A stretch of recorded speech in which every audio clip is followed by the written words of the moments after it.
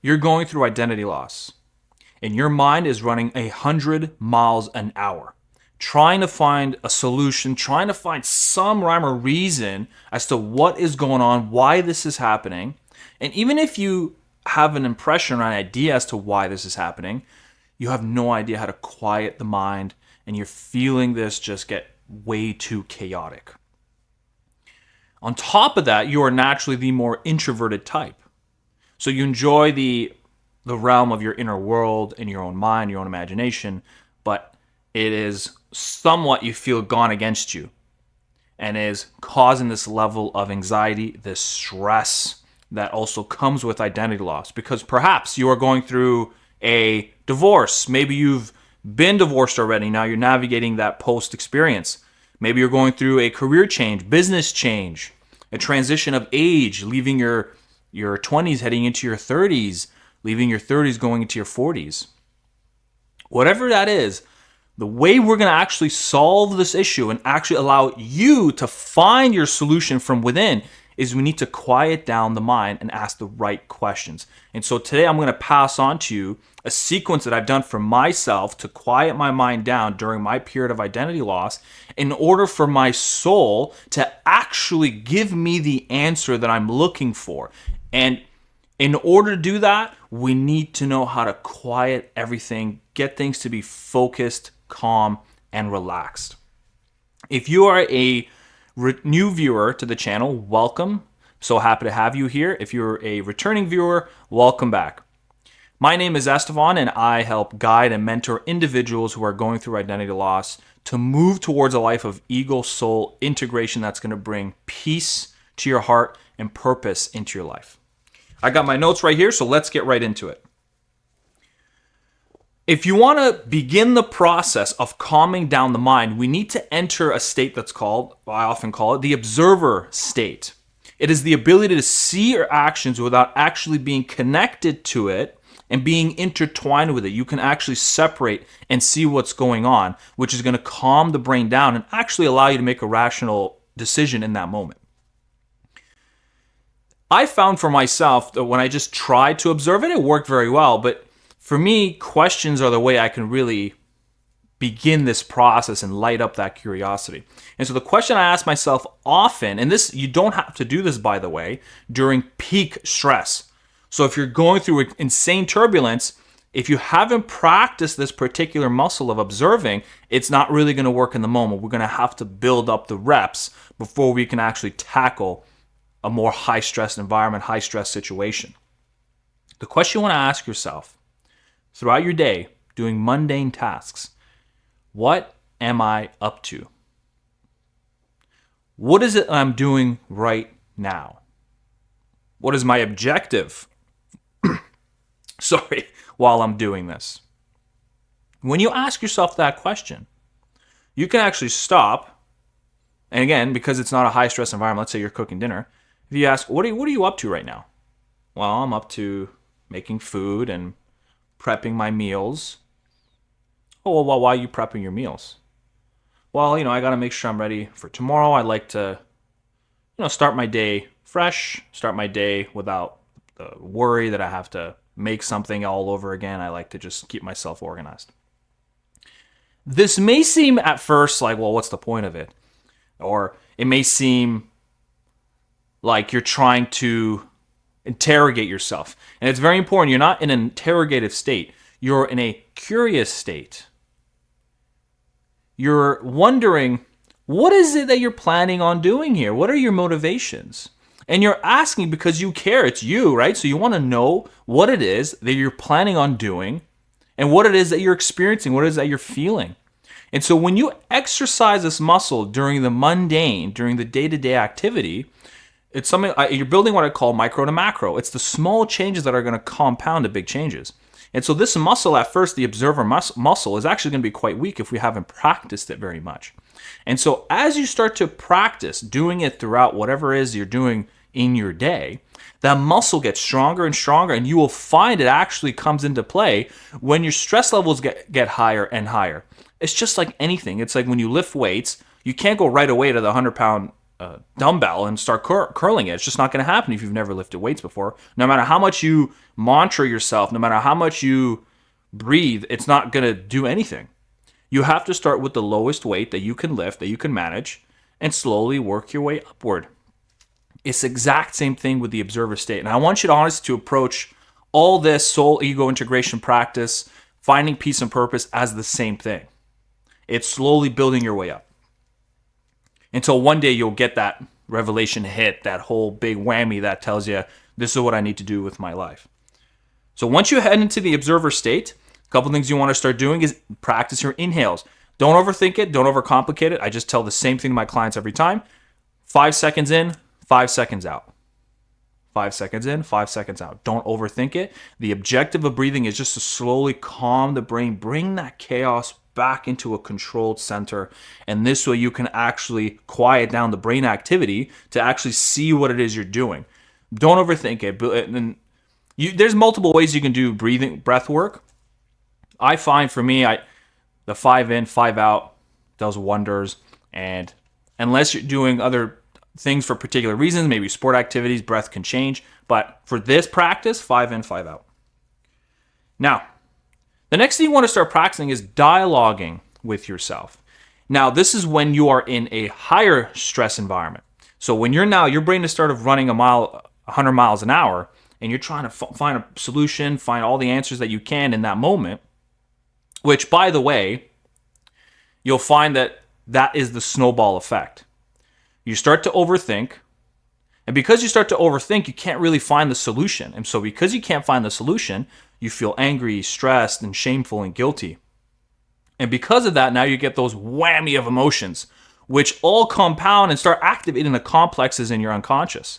These old narratives, old stories that you've lived by for your whole life flood into your brain, hijack your ego, and then that's when you start spiraling into real bad negative self-talk and horrendous visions of your future. And so you want to make sure that, just know that the overthinking process doesn't really ever go anywhere other than circle you back into a more chaotic state, which is that was my pen I just launched, which is the irony of overthinking. Now, the question you want to ask yourself in that state of higher stress is, what can I do right now to reduce this pain, to bring me some peace? What would you like from me? And when you ask this question, you ask it with compassion, you ask it with patience and understanding and curiosity. You don't want to ask it with aggression, with anger. If you come at it this way, you're not going to get anything out of it. You're definitely not going to get more peace. You're just going to get more frustrated. And then you're going to have to wait and then do it the next day. And if that happens, don't feel shamed about it. Don't feel frustrated. Don't start bagging on yourself. That's okay. I've done that too. It's just part of the process. Maybe put it away and come back to it the next day. But if you're able to approach this with the approach that I just mentioned before, being calm, curious, compassionate, adventurous, loving, you will get some form of answer. Now, if you don't get an answer right away, that's okay. Just enjoy maybe that sense of peace that comes in you when you've locked into an observer state. You've done your 5 in, 5 out, and then you ask a question with compassion and love. And maybe perhaps that feeling that you've given to yourself was enough. Maybe it's been a long time since you felt this sort of genuine question of, what is it that I can do for you? What can I help you with today that can give you some peace? Sometimes that's often enough at first. Now, when you start to get an answer, because you will, it's really important, and this won't sound conventional, like you won't often hear this, but it's something that I found for myself. It works very, very well. Don't rush the positive thinking train. Meaning, don't force your brain to say, everything is good right now. No, let's just pick ourselves up and keep moving forward.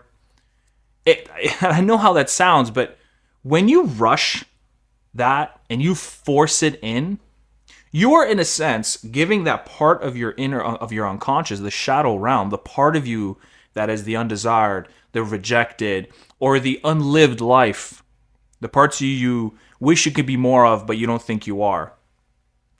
those elements in you need attention. During this time of identity loss, during any sort of high stress situation for you, a loss of self, those parts need to be addressed. Those parts need to be at the table with you to communicate with. It's their time. We give a lot of attention already to being more positive and saying the right things and building ourselves upward. We give a lot of attention to that, which is great, but at the expense that we neglect the other half.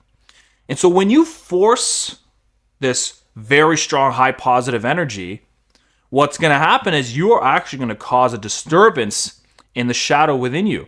And the shadow within you is going to get louder. It's going to get angry. And so as time goes on, you might find you whiplash back into that state of identity loss, the identity crisis all over again. And then you're thinking, what's going on? Why is this happening? You have to allow it to organically give you that sense of hope that you can then ride with and grow naturally, organically, without forcing it in. There's an element of go with the flow that you have to partake in. Now, of course, there's a balance to it. Go with the flow doesn't mean let it run for years, right? Because then you're not making any progress in your life. You're not going to like that. But there's also the opposite effect when being way too bullyish to yourself. That's also not a good thing either. So you have to hit that sweet spot. And so what I find is if you do not rush the positive thinking and you allow the soul to bring forward a feeling of, it's a hope sensation. You get this sensation and experience of hope. Something, maybe it was a word you said. Maybe it was a sort of revelation you had in your mind. You connected the dots and it gave you a perspective on your life in a way you haven't had before. Or maybe an image popped into your mind that you thought, well, hold on, I never really thought of it that way. I never really seen that this could be possible for my life. It gives you a glimmer of hope.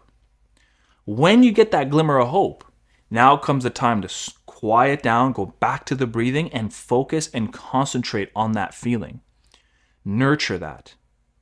Connect to it. Feel its light. Feel what it feels like to you. What does it look, feel? What does it want to say? Connect to that sensation. As you connect to that sensation, you can then, by the way, it's my notes here, but I probably should have mentioned that at the very beginning of the video. But you probably figured that when I tossed my pen on the floor. What ends up happening over time is that sensation will become brighter. As you nurture that and as you connect to it, it'll get brighter and brighter. And I'll be honest, you might lose it here and there, but you'll know how to get back. If you follow the steps that I gave you, you will get back to it. And once you get back, it'll be right there waiting for you. And that is the connection to your soul. The ego and soul, once connected together, is going to give you a more authentic message. A message that you're going to feel is more true to the vision you want to have for the future. Not motivated by pain only, not motivated just by pleasure, but motivated by something higher. Motivated by something that feels divine. And it's divine for you. For your own experience. And it's something beautiful to have. And so the only way you can really get there is by quieting that mind down, throwing in the right questions inward to yourself with good intention. And when that sensation comes up, you focus on it. And you enjoy, you feel gratitude for it. Thank yourself for feeling those feelings. And you practice.